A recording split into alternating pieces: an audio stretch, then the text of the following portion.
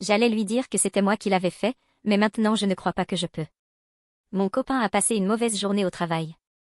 Il a eu des ennuis pour quelque chose de très mineur, et son patron a exagéré la situation et l'a brusqué.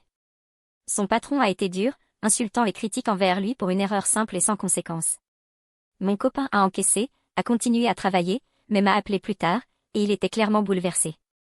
Il était découragé et embarrassé, il m'a dit qu'il ne voulait plus de la promotion pour laquelle il s'entraîne, ni travailler pour ces gens qui se permettent de le traiter et de lui parler ainsi, malgré tout ce qu'il a accompli pour la réussite de cette entreprise.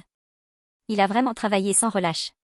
Dans d'autres succursales, il y a 2 ou 3 personnes pour faire le travail qu'il fait seul dans la sienne, et pourtant, c'est sa succursale qui a généré le plus de profit l'année dernière.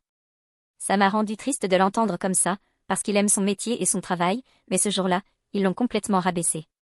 Les filles un peu folles comprendront, mais j'ai plusieurs alias que je garde depuis des années, alors j'ai utilisé l'un de ces alias pour publier un avis 5 étoiles sur la page Google de son entreprise.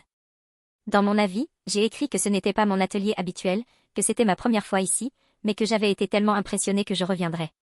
J'ai dit que je pensais avoir trouvé mon technicien de référence, qu'il est talentueux, compétent et fiable. J'ai précisé que, d'après ce que j'avais compris, il est le seul à travailler dans l'atelier et que son nom est, nom de mon copain, et que le délai m'avait aussi beaucoup impressionné.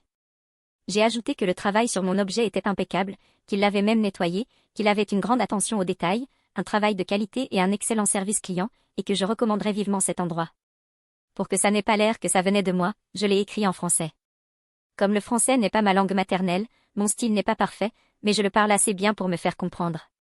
Je me suis dit qu'en voyant son nom dans l'avis, ils pourraient le traduire sur leur téléphone. D'ailleurs, je suis au Canada, donc le français est notre 2e langue officielle, ce n'est pas comme si personne ne pouvait comprendre. Au départ, je voulais dire à mon copain que c'était moi qui avais écrit ça, parce que mon but était que ses patrons voient à quel point il est un employé précieux. Mais quelques heures plus tard, il m'a envoyé un message avec une capture d'écran de l'avis traduit, en me disant « Regarde chérie, c'est un avis que je viens de recevoir ».